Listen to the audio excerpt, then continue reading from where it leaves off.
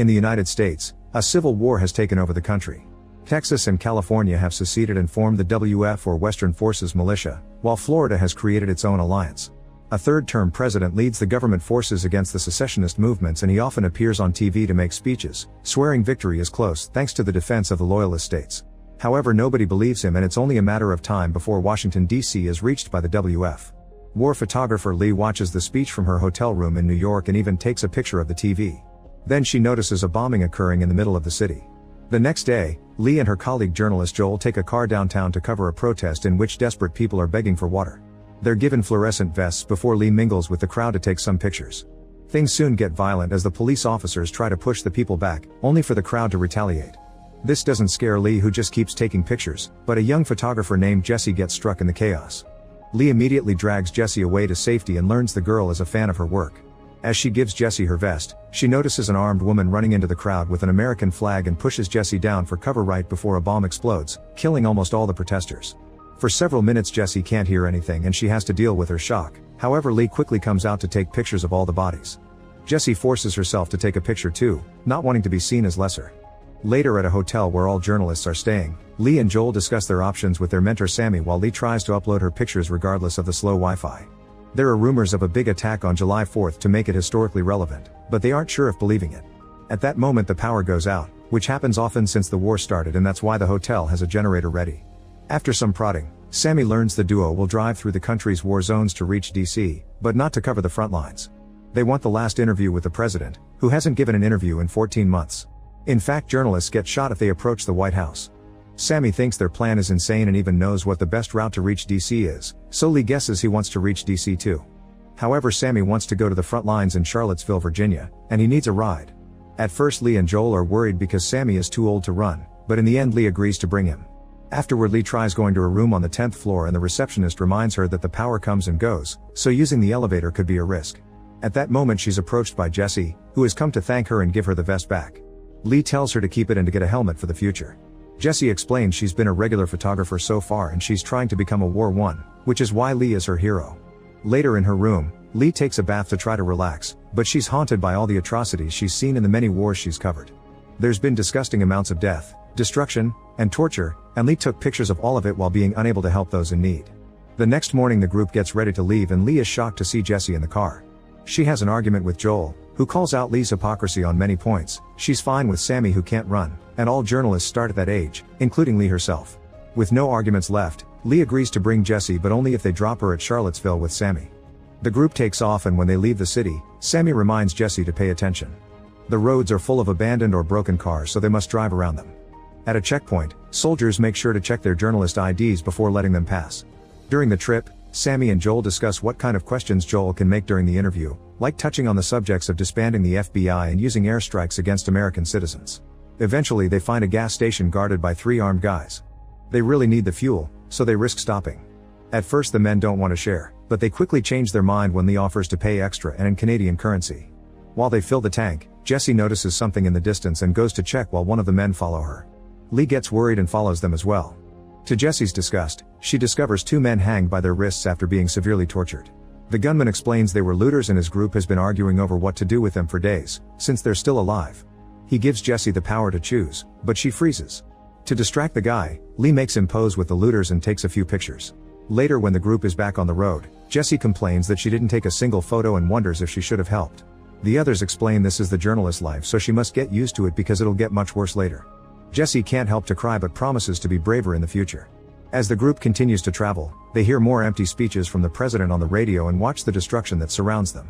There are bodies everywhere, but something else catches Lee's attention and she makes Joel stop the car. Then Lee takes Jessie to a fallen helicopter so she can take some interesting pictures. While doing so, Jessie apologizes for being a burden and explains her old-style camera used to belong to her dad. He's currently hiding in his farm pretending nothing is happening, which bothers her.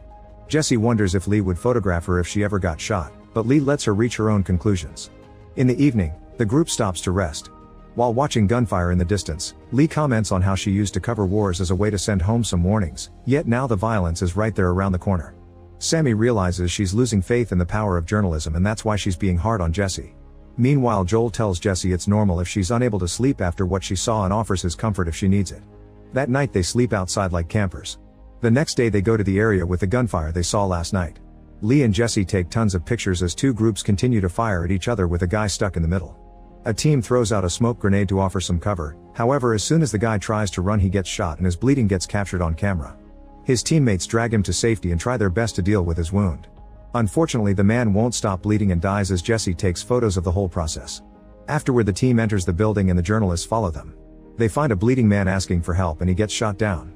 Jesse can't help staring as the team finishes searching the building. By the end, Joel is laughing with a fighter as if it was a normal work day. The soldiers capture a few enemies and takes them out for execution, which Jesse takes pictures of too. Sometime later, the journalists arrive at a refugee camp. All tents are full so they'll still have to sleep in their car. While Jesse develops her pictures the old way, she continues to bond with Lee, who explains her parents are also in a farm pretending nothing is going on. When Jesse finally takes a look at her pictures she's disappointed that they don't look good, but Lee reminds her this is normal, only one of every 30 photos will be worthy. Jesse eventually finds an excellent picture of the dying man and Lee compliments her work. That night the group is able to relax with other refugees before returning to the horrors in the morning. Their journey continues as the journalists watch the never-ending death and destruction by the roads. Jesse takes more pictures, putting the faces of her friends on the shots for extra impact. Eventually they reach a town that looks perfectly normal, with people hanging out on the streets and peace all around. They stop by a clothing store and ask the clerk what's going on, so the clerk explains her town has chosen to just ignore the war. Jesse convinces Lee to try on a dress, pointing out that being at war doesn't mean she can't have nice things. She teases her looks and takes a picture of Lee's smile because it's the first time she sees it. Afterward Lee goes back to Sammy, who points out there are armed men on the roofs. He also says this life wouldn't have suited them because it's boring. Sometime later, the group finds an abandoned circus with a dead man in the middle of the road. Lee checks the area with her camera zoom but doesn't see anyone. Joel decides to move forward but as soon as they cross the entrance arch, their window gets shot. Panicking, Joel speeds up and runs over the body until he finds a safe spot near a truck to stop. There they find two camouflaged soldiers, who are waiting for the shooter in the house to reveal themselves. As the journalists move around to cover this incident, the shooter fires at them and fails. Jesse and Lee take pictures while Joel tries interviewing the soldiers, wanting to know whose side they and the shooter are with. However, the soldiers don't belong to any team, they're just two dudes trying to kill a person that wants to kill them in return. After some waiting, the soldiers finally bring down the shooter and the group can leave safely. Sometime later, the journalists notice a car is speeding to catch up to them. Fearing the worst, Lee slows down to let them pass. However, the car drives by their side and a guy screams at them, giving them a scare. Thankfully it's just a prank and these guys are Tony and Bohai, fellow journalists and friends of Joel. It turns out that during their night at the hotel, Joel got drunk and told Tony where they're going. Tony also reveals Joel had hit on Jesse. He's so excited to see them that he climbs through the window and gets in the car with them, saying they're more fun. Jesse is impressed and tries the same trick, ending up in the other car. Bohai likes her better than Tony and speeds up to leave with Jesse. Lee is worried even though Tony says Bohai is trustworthy, and she gets even more nervous when they stop seeing the other car ahead of them. Suddenly a military car passes by and Lee has to go off the road to avoid crashing. Luckily she stops the vehicle right before they could hit a tree. They quickly return to the road and find Bohai's car abandoned by a farm with its doors open. The group goes to investigate and discovers Bohai and Jesse were captured by loyalist gunmen, who are keeping them on their knees while dropping bodies in a huge grave. Sammy points out these dudes aren't normal soldiers because they're clearly doing this in secret, but Joel thinks their press IDs can keep them safe everywhere. Lee, Joel, and Tony approach the gunmen and explain that Bohai and Jesse are part of their journalist group, swearing they're just going to Charlottesville to cover a story about a university opening again. Without hesitation, the head gunman shoots Bohai, leaving Jesse in shock and making Tony cry. The gunman asks them where they are from, so Lee, Joel, and Jesse mention their home states. However, when Tony explains he's from Hong Kong, he gets shot as well. As everyone panics, Sammy shows up in the car and hits the soldiers with it, causing them to fall in the grave. Jesse accidentally falls as well and she has to climb on the huge pile of bodies to get out. Joel helps her and the group gets back in the car to drive away, ignoring the remaining gunman that tries to shoot them as they escape. On the road, Jesse and Joel have breakdowns, and Jesse even vomits. They barely travel a mile or two before Sammy announces he can't drive anymore and the group discovers he's been shot. They move him to the back seat and Joel takes over the wheel, driving as fast as possible through a burning forest. Eventually they reach the WF military base in Charlottesville, where they have a flag with only 2 stars. Unfortunately it's too late, Sammy is dead. As Joel yells at the wind, the soldiers take Sammy's body away in a box. Lee stares a picture she took of dead Sammy, only to delete it. Moments later, they learn from journalist friends that most of the loyalists have already surrendered, so DC is undefended except for a few remaining soldiers. The president's death is imminent, which means the group can't have their interview. Joel is incredibly annoyed because it means Sammy died for nothing. Lee and Jesse take a moment to grieve together, and Jesse admits these past days she's felt the most afraid in her life, but also the most alive. Later, while Lee is washing Sammy's blood off the car, the trio agrees to leave with the WF so they can cover their attack on the White House.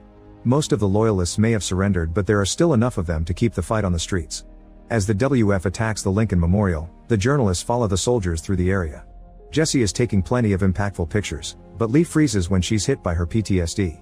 Joel makes her snap out of it when a tank and a helicopter clean the way on the streets, allowing them to keep moving.